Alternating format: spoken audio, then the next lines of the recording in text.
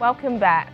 Up to 60 people suspected to be migrants have gone missing after the wooden fishing boats they were traveling in sunk during a storm off the coast of Guinea-Bissau. Head of the National Ports, Phyllis Siga, says the Navy was unable to help when the boat went down as it lacked resources. The authorities say the boat, which had a capacity of about 60 people, has been recovered, but none of the passengers have been found. Guinea-Bissau has sometimes been used as a departure port for migrants trying to reach Europe.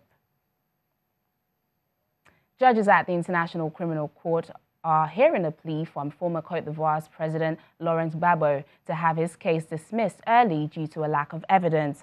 Mr. Gbagbo is accused of 4 counts of crimes against humanity and is being held in the court's detention center. His lawyers say prosecutors have failed to provide enough evidence. The hearings on a possible early verdict run throughout Friday, with Gbagbo's side yet to present oral arguments. No date has been set for a ruling.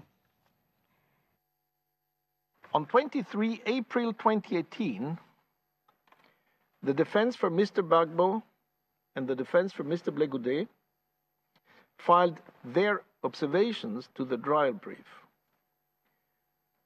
Both defense teams expressing the view that the prosecutor has not presented enough evidence to warrant a conviction. In their observations, they also indicated that they intended to bring motions challenging the adequacy of the prosecutor's evidence, in which they would, if granted, ask for a full acquittal on all charges. Mr. President, I can say by way of opening that the trial of the accused Laurent Gbagbo and Charles Blegude should, in our submission, go through to a determination on the merits. With respect to the no case to answer motions filed by the accused, the prosecution has met the test that the trial chamber should apply at this midway stage of the trial proceedings. There is in our submission evidence that has been submitted and discussed before the chamber upon which a trial chamber could reasonably convict the accused of the charges against them. A musical version of a Kenyan popular children's show is due for staging in New York's Broadway. The show, Tinga Tinga Tells, that premiered in the country's National Theatre, was initially a cartoon series that hailed from East African country, Tanzania. Take a look. Feathery costumes, multicolored makeup, and East African instruments. This Kenya's national theatre troupe prepares to take its popular Tinga Tinga Tales to New York.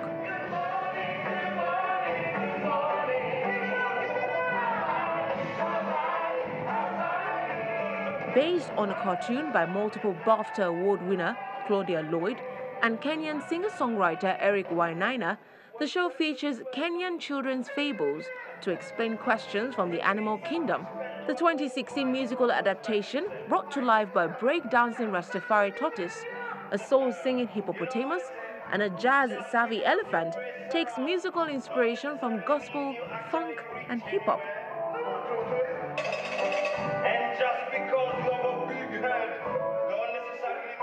Basically, what Tinga Tinga is the folklore creation stories of animals. Why tortoise has a broken shell, why a monkey swings from trees and that kind of thing. And so we thought it would be interesting to, initially with a cartoon series, take Tinga Tinga art, which hails from East Africa, mainly Tanzania, and the folkloric African creation stories, and see if we could make something from that. That's its genesis.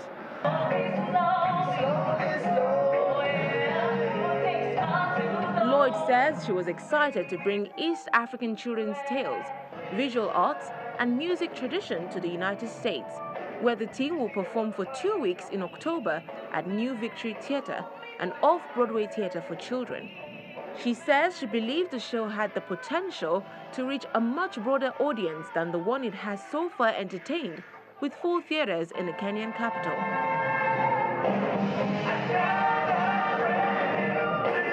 We did this show much more kind of rock and roll, like a festival show in a big tent 2 years ago. and we sent it to someone in Broadway, and they said, we love it, so bring it over here. And then we remounted it again, and we wrote it, and we put more songs in. Eric Wainaina, who plays Monkey, did all the music, which is phenomenal. So we decided to put it on for a month at the Kenyan National Theatre, and then literally taking everyone you see up there on a plane next Sunday to do 3 weeks on Broadway in Times Square. That every beast has to perform their very own tinga tinga trick. The cartoon, named after a colourful Tanzanian art style, was first commissioned by Britain's public broadcaster, the BBC. This is definitely one of those things that everybody around the world has to see. I just hope most people have a chance to see it. I loved it. The cartoon show has about 50 episodes, produced by a team in Nairobi.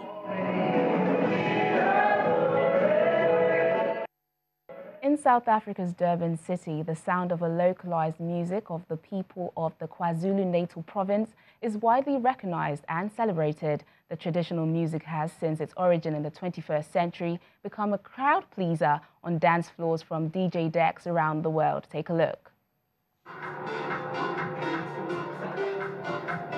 South Africa's Jikum music cannot be easily defined, but can be recognized by house beats.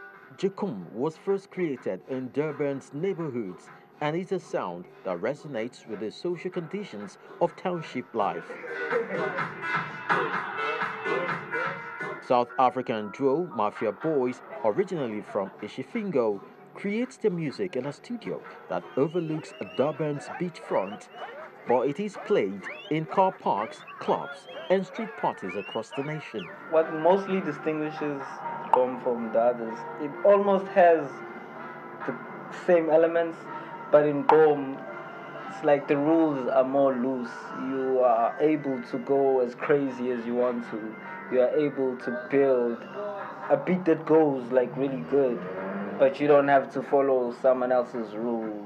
And when they tell you like you have to make your kick like this, your snares like this, you can follow your own way if you want to.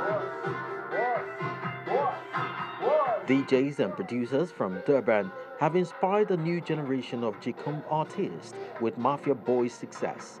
Put loud, comes wild. Yeah.